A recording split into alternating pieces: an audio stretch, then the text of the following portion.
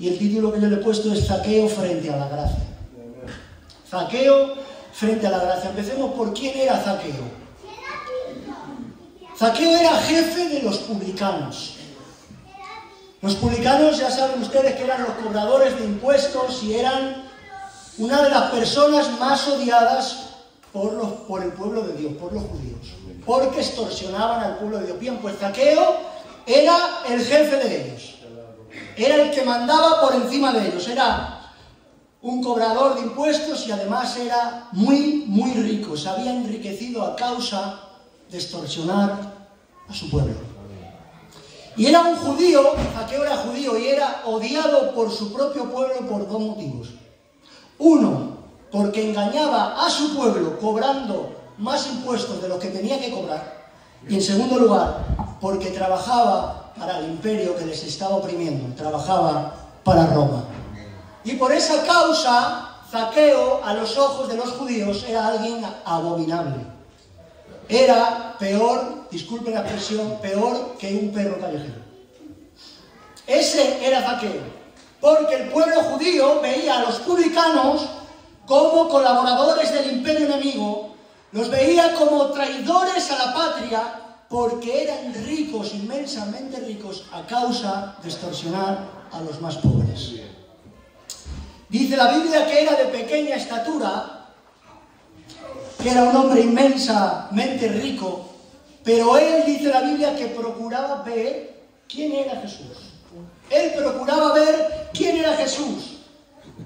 Yo creo que él lo que quería era ver cómo era el aspecto de ese hombre tan famoso que había llegado a Jericó. Movido por la curiosidad, decidió ir corriendo, adelantarse a la multitud para ver quién era este hombre tan famoso. Pero sin el más mínimo interés de tener un encuentro íntimo y personal con él.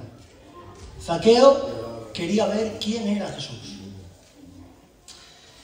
A diferencia del personaje del contexto, que es el ciego que está a la entrada de Jericó, un ciego que clamaba por misericordia, un ciego que no era rico, que era pobre, un ciego que estaba tirado en el camino y clamaba: Hijo de David, ten misericordia de mí.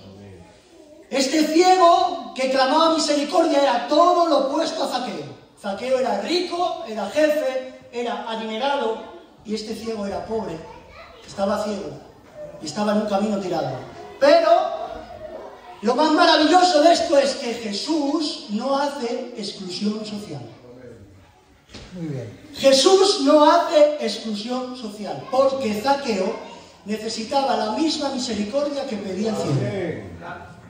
Aunque Zaqueo no estaba pidiendo misericordia porque él pensaba que no la necesitaba, necesitaba la misma misericordia, la misma gracia que el ciego. Menos mal que Jesús no hace exclusión social. Que Jesús se sentaba con los rabinos, entraba en el templo, pero también se sentaba con los publicanos y con los pecadores. Jesús se sentaba hablando con respeto con una ramera, pero también se sentaba con el maestro de Israel, llamado Nicodemo. Este era Jesús. No hacía exclusión social. A diferencia de alguna persona, me voy a incluir yo, que a veces sí la hago, hermanos. A veces sí hago exclusión social a la hora de a quién le comparto el Evangelio. Muy bien. Hay casas que a lo mejor no puedo entrar por el qué dirán si el Julio va allí. Muy bien. Pues esas casas que el Julio se lo piensa dos veces, Jesús va.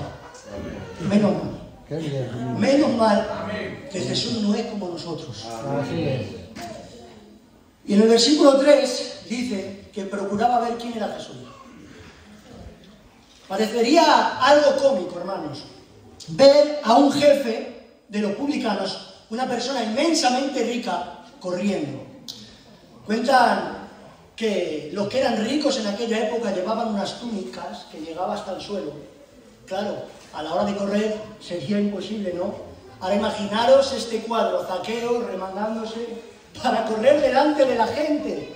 Sería algo cómico, sería como ver hoy a Elon Musk, uno de los hombres más millonarios, verle correr delante de la multitud para ver a un hombre común. ¿Quién es este hombre? Bien, pues ese era Zaqueo. Se subió a un árbol sicomoro que puede que fuera de los muchos árboles que había en aquella zona, pero yo creo que fue la providencia del Señor quien proveyó aquel árbol para Zaqueo, para que tuviera un encuentro con Jesús. Porque el árbol sicomoro tiene unas ramas que crecen desde el suelo y eso fue lo que le facilitó que pudiera subir a ese árbol. Y ahora, hermanos, no fue fruto de la casualidad que Zaqueo subiera a ese árbol. Él pensaría que sí, pero no fue fruto de la casualidad. Y aquí, en este preciso momento, es cuando Zaqueo se ve frente a la gracia.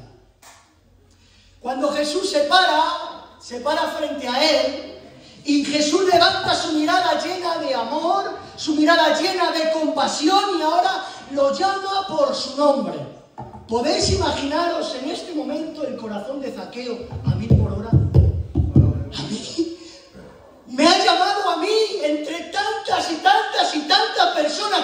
Me llama a mí encima. ¿De qué me conoce a mí este hombre?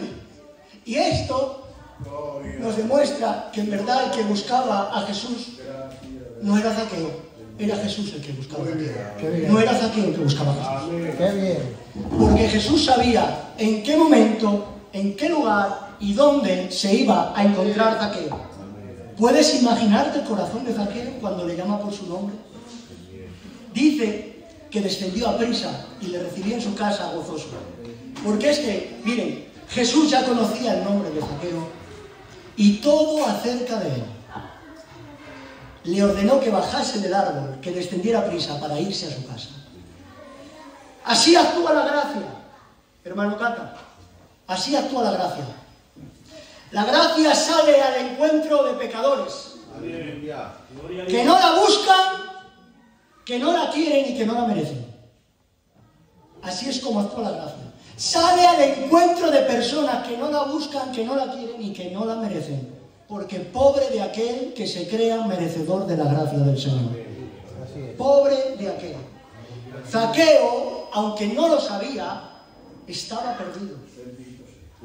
Zaqueo, aunque no lo sabía, estaba muerto en delitos y pecados. Zaqueo, aunque no lo sabía, era un pobre desventurado. Pero la gracia salió a buscarlo. Y esto lo podemos ver en la conclusión del texto.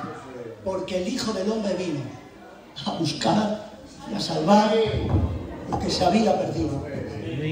Este es el corazón de pastor de Jesús, saliendo a buscar a sus ovejas, dejando si es necesario las 99 y saliendo a buscar a una y cuando la encuentra la carga sobre sus hombros gozoso para llevarlo a casa. ¡Qué bien! Lo llamó por su nombre y le dijo: date prisa, hoy es necesario. La palabra necesario quiere decir que es forzosa o inevitablemente, que tiene que ocurrir sí o sí, que tiene que suceder, que es urgente, que es vital, que es conveniente, que es imprescindible que hoy yo pose en tu casa. ¡Qué bien! ¡Qué llamamiento más sublime! ¡Ay, qué bien! ¿Quién podría resistirse a este llamamiento, que Jesús te llame por tu nombre y te diga: quiero ir a tu casa, quiero estar contigo? ¿Quién podría resistirse a las tiernas palabras de Jesús? Pero, como era usual, muchos comenzaron a señalar y apuntar con el dedo acusador, escandalizados en que Jesús, la gracia, se sentara con pecadores. Eso es lo que hace el moralista. El moralista acusa a la gracia de entrar a lugares donde él no entraría para no ensuciarse. El moralista acusa a la gracia diciendo: si este fuera profeta, sabía qué clase de mujer le estaba besando los pies. Ese es el moralista. Y allí estaban ellos, acusando a Jesús, buscándole, a ver dónde podían hallar una falta en él. Pero es donde la gracia más se deleita en entrar. Aleluya. Donde el moralista no entra, la gracia es donde más se deleita en estar con pecadores. Por eso dice la Biblia que los sanos no tienen necesidad de médicos, sino los enfermos. Amén. Y aquí nosotros jugamos un papel muy importante en esta historia, hermanos. Porque en esta historia nosotros no somos Zaqueo, y mucho menos somos Jesús. Nosotros en esta historia somos el dedo acusador. Somos el dedo acusador que condena al que Jesús salva, que juzga al que Jesús perdona. Somos el dedo acusador que dice, si el pastor supiera lo que hace ese, no iría a tomar café con él. Muy bien. Pero donde tú no irías a tomar café, Jesús se deleita. Donde tú no moverías ni posarías un pie para entrar en ese lugar, ni estar con esa persona, Jesús, con su corazón lleno de gracia, se deleita en estar con él. Amén. Y en pasar tiempo con él. Aquella persona con la que tú no quieres ir para que no te vean, Jesús se deleita en ir agarrado de la mano con él. Dios nos ayude. Dios nos ayude a no parecernos a los moralistas que juzgan a la gracia, sino a que la gracia tenga en nosotros un efecto de compartir con los demás lo que Jesús un día hizo con nosotros. Amén. Gloria a Dios. Gloria al Señor. Y ahora vamos a ver 5 minutos rápidamente la evidencia de una verdadera conversión. Porque si algo tiene la conversión verdadera es que lleva fruto. Amén. Hay algo que le sigue a la justificación y es la santificación. Una persona que está siendo santificada es porque previamente ha sido justificada. Entonces vamos a ver qué es lo que pasó. Porque miren, Zaqueo es la antítesis del joven rico. El joven rico se encuentra un capítulo antes, en el capítulo 18.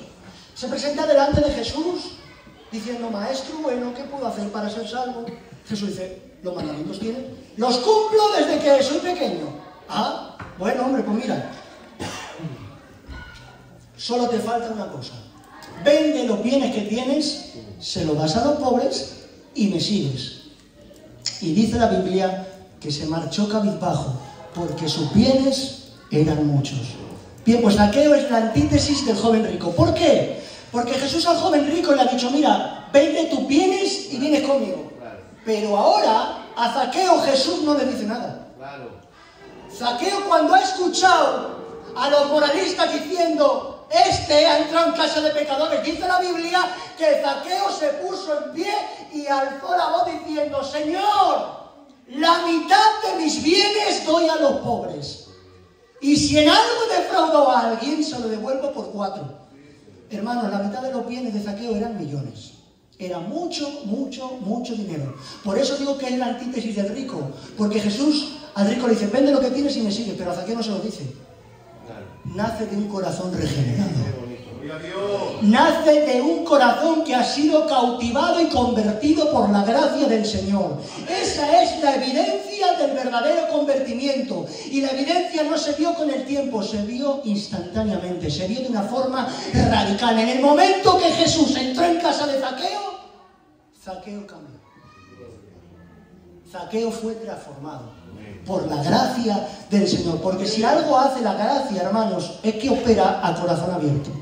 La gracia es el bisturí de Dios para abrir el corazón, sacar toda la ponzoña que hay dentro, meter su espíritu, cerrar la herida y darte vida. Qué bonito. Y eso es lo que Jesús hizo con Zaqueo. Zaqueo respondió opuestamente y con mucho entusiasmo, porque él también era rico. Miren, ya voy a ir acabando, ¿vale? Esto es lo que produce la gracia en el corazón del hombre. Zaqueo quería que públicamente la gente supiera que al entrar Jesús en su casa, su vida había cambiado de una forma radical. Yo no creo que Jesús entre en una casa y no la cambie. Aleluya. No lo creo, hermanos. Amén. No lo creo. Donde Jesús entra, las cosas cambian. Amén. Respetando los hábitos, hermanos. Cuando Jesús entra en una casa, el que es borracho deja de serlo. Cuando Jesús entra en una casa, el ludópata deja de ser ludópata. Gloria a Dios. Así es. Cuando Jesús entra en una casa, el drogadicto deja de ser drogadicto. El estafador deja de ser estafador. Porque es imposible que Jesús entre y no cambie. Qué bonito. Si no cambias es que Jesús no ha entrado. Y punto. Y punto. Amén. Pero Zaqueo quería que públicamente la gente supiera que al entrar Jesús en su casa, su vida había cambiado radicalmente. A lo que Jesús respondió: hoy ha venido la salvación a esta casa. Y esto no quiere decir que porque Zaqueo quisiera vender sus bienes había ganado la salvación. No, hermanos. Eso fue la evidencia. Querer vender los bienes fue la evidencia de que Zaqueo ya era salvo. Qué bien. Y ahora yo pregunto en esta tarde, si la gracia ha obrado en mi corazón, ¿no se vería reflejado en mi conducta Claro que sí. cuando estoy en el mercado? Claro que sí. ¿No se vería reflejado en mi conducta cuando estoy fuera de la iglesia? Porque ustedes hoy me ven aquí predicando, cantando, pero a lo mejor le preguntan a la Nazaret. Muy bien. Tu conducta se ve en tu casa. Así es. Tu conducta se ve con los que más te conocen. Yo puedo engañar a mis amigos, que tengo muchos, los puedo engañar perfectamente. De hecho, sé hacerlo muy bien. Pero a Dios no le engaño y a mi mujer tampoco. A esa menos. Entonces te pregunto, si Jesús ha obrado en tu corazón, ¿se ve reflejado en tu conducta? O yo vengo aquí, levanto mi mano, digo que soy cristiano, pero cuando voy ahí fuera vivo como si no lo fuera. Miren, hermanos, ahí fuera en el mundo hay unas personas que se dicen ser ateos. Dicen que no creen en Dios. Bueno, pero hay algo peor que ser ateo. Y es el ateo práctico. ¿Saben ustedes qué es el ateo práctico? Aquel que cree en Dios pero vive como si no existiera. Aquel que viene al culto, en el culto es cristiano, pero cuando está afuera vive como si Dios no lo estuviera viendo, como si Dios no lo estuviera examinando y como si Dios no existiera. No creo que Jesús entre a una casa y no la cambie, hermanos. Es imposible. Y hoy yo te pregunto, ¿qué respuesta vas a dar a la gracia? Zaqueo respondió: la mitad de mi bien dio a los pobres. Y si en algo he defraudado a alguien, que había defraudado, hermanos, a muchos, la ley mandaba que lo tenía que restablecer tu pecado. Pero él dijo, era tanto el arrepentimiento que tenía, se había pegado de morros tanto con su maldad, con su pecado y con su suciedad, que dijo: yo por 4 lo devuelvo cuadruplicado. Prefiero quedarme sin dinero, prefiero quedarme como el ciego que estaba a la puerta de Jericó, pero tener la gracia de Dios, que seguir teniéndolo todo y no tener a Cristo. Aleluya. Si hoy Jesús te dijera: es necesario que yo pose en tu casa, ¿qué es lo que harías? ¿Descenderías gozoso, le recibirías en casa o le dirías: espera, Señor, que primero tengo que limpiar cosas y luego entras? Muy bien. Pues te digo una cosa, a ese paso nunca va a entrar porque nunca la pasa a limpiar. Porque yo no puedo limpiarme. Miren, perdónenme, estoy harto de las personas que dicen: cuando deje de hacer esto voy al culto. Muy bien.